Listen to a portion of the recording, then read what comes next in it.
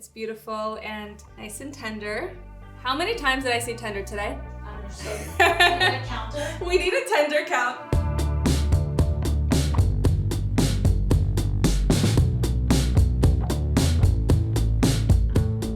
Welcome back to my kitchen. Today we're talking all things meatballs. I have made this recipe the most out of anything I make. It's beef meatballs that are cooked with charred eggplants and they're braised in a tomato sauce. My husband and my daughters always request this recipe. This is the perfect meal for a cozy night in. So for the ingredients today, we have ground beef, eggplants, scallions, cilantro, parsley, tomato passata, olive oil, kosher salt, black pepper, breadcrumbs, eggs, paprika, and cumin. Today we're using globe eggplants. These are the most commonly found eggplants you could find at your grocery store, and we will be cutting them crosswise. We're having a crosswise moment. We're cutting it against the shape, so we're creating circles. And they will be the perfect size for the eggplant to be nice and tender, but not too thin that it kind of melts into the sauce. Once they're charred, they get really nice and caramelized. And then once they're cooked in the tomato sauce, they complement the meatballs really beautifully. They add a heartiness to the dish. I asked my husband actually, why is this his favorite dish to make? Because every time I text him, what do you want for dinner? He says meatballs, meatballs, meatballs. He said he just loves how hearty the dish is and how saucy it is. Saucy you are. Saucy. We have to get him on for that. I'll be broiling the eggplants in the oven to get that nice char. So I'm just gonna grease a sheet pan with some olive oil and we'll lay the eggplants in one layer. They could touch, it's totally fine. They'll shrink actually when they cook, so it's all good. My mom taught me that the best way to pick an eggplant at the market is to choose the eggplant that's the lightest in weight. This way you know it won't have as many seeds and it's gonna be so tender and not bitter. You see? Not so many seeds. I have a hot take about eggplants. I don't pre-salt them. I broil it and then I salt it after and it comes out just as good. So now I'll just drizzle olive oil on top of the eggplants. Eggplants are a beautiful vegetable and you need to make sure that you cook them correctly. If you don't put enough olive oil, they'll be too dry, and if you don't char them enough or cook them enough, they're gonna be hard and raw tasting.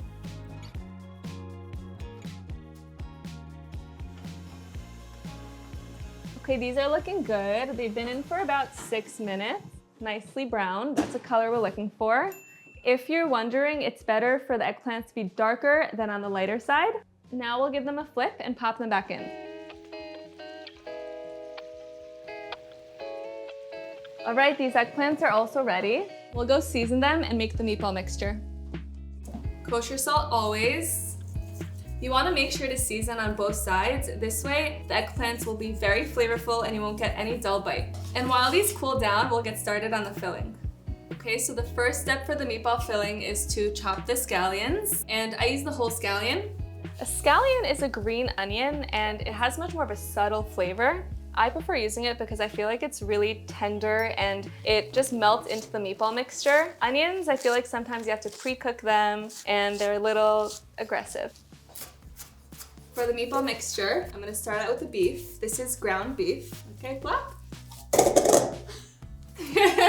I have this formula that I stick to for meatballs. There's a protein, there's an allium, there's herbs, eggs, breadcrumbs, and spices for some flavor because I am Middle Eastern after all. I use 1 bunch of scallions per pound, and then I use 1 bunch of each herb per pound. So now we're gonna add in the cilantro and the parsley. You can see how many herbs are going into this, and it's just gonna make the meatballs that much more flavorful. Ooh. So in order to make sure the meatballs are tender, I also like to add 1 egg per pound. And then I like to add fine breadcrumbs that are not seasoned because we want to control all the flavor. I like to use breadcrumbs because they'll soak up the moisture in the meatball mixture and it'll make sure that the meatballs are soft and tender, but they will also make sure that the meatballs get nice and browned. The paprika will add a sweetness to the meatball mixture, so I'll be adding 1 teaspoon. And then I like to use cumin here. Cumin's a really warm spice and a little goes a long way, so that's why I like to only use 2 spices here. For the salt, I like to season 1 teaspoon of salt per pound of meat. So I'll be putting 2 here because I'm using 2 pounds of meat. And then some freshly ground black pepper. I like to make 2 pounds of meatballs because we love it in this house and it's great for leftovers. So one of my biggest meatball tips is that you want to make sure the meatball mixture is soft and a little moist before it's cooked. This way you know that it won't be dry. And now we'll get to shaping the meatballs. Plot twist, they're actually more shaped like patties. So a tip for shaping meatballs is to dip your hands into some water, and this way the meatball mixture won't stick to your hands and you'll get a nice clean shape. So I'll take about a heaping tablespoon and I shape it into a ball, and then I flatten it and I just kind of make it into a disc. Doesn't have to be perfect. I grew up with meatball patties, and the reason I like the shape is because you get a lot more surface area for even browning, and that will give the meatballs a lot of flavor. And also, it makes sure that the meatballs will be cooked through inside because they don't have so much depth to them, and it cooks faster. Just like that. Okay, we have the eggplants and meatballs all prepped. Let's hit the stove. I'll put the heat on to medium-high. That's my standard for searing. I'm gonna add about a tablespoon of olive oil. I like to sear the meatballs because, again, it helps the browning and the flavor, but it'll also help the meatballs hold their shape as they're cooking. And you don't want to overcrowd the pan too much. So I usually get about 5 to 6 of them in the pan at a time. Oh, that's a stunning shot. They smell insane. Right? Oh my god. That's what it tastes like. Yum, I want to eat that now. I wish there was smell-o-vision. Okay, these are ready. And now we'll flip them. Look at this color.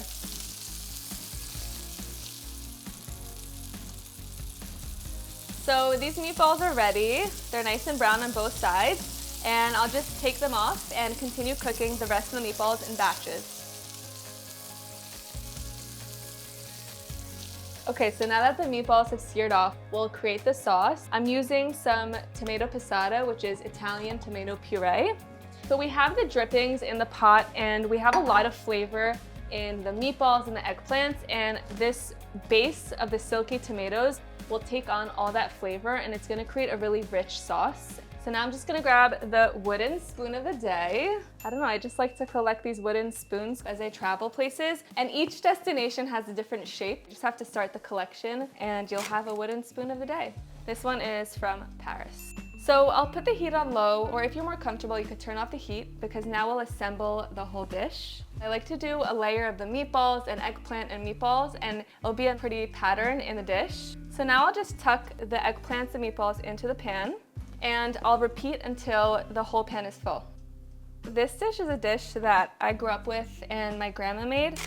In my style of cooking, where I try to bring the grandma vibes to our new generation, I'm trying to keep things a little more simple by just assembling everything in the pan, cooking into the pan, and going right to the table with it. It saves a lot of time, and I think it's actually a little bit more modern. This is also a meditative process for me. There's something about just being in the moment and assembling everything, putting all the elements together that we worked hard on to make this delicious dish. So now that we've assembled everything, I'll turn the heat back up to medium so that the sauce can get a simmer. Once the sauce is simmering, I'll reduce the heat to medium-low and put a lid on it. All right, the meatballs are ready. They've been simmering for 30 minutes. Check it out, guys. It's beautiful and nice and tender. Tender, tender, tender. Okay, so right before I serve the meatballs, I like to top them off with some fresh parsley to keep it nice and fresh, and also so people know what's inside. Let it snow. Beautiful. So these meatballs go with everything. I've served them over rice, pasta. My husband even likes to put them into little pita breads. But today I'll be serving it up with some couscous because I am Moroccan. All these little couscous grains are gonna soak up the sauce so beautifully. The eggplants and the meatball just round each other out so well. I'm gonna scoop some of the tomato sauce on top. I can't wait any longer. Let's taste it.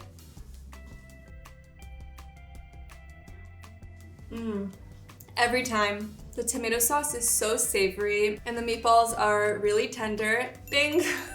It's just as good as every time I made it. I can't wait for you to taste it. Thank you for joining. I'll see you next time on Home Cooking.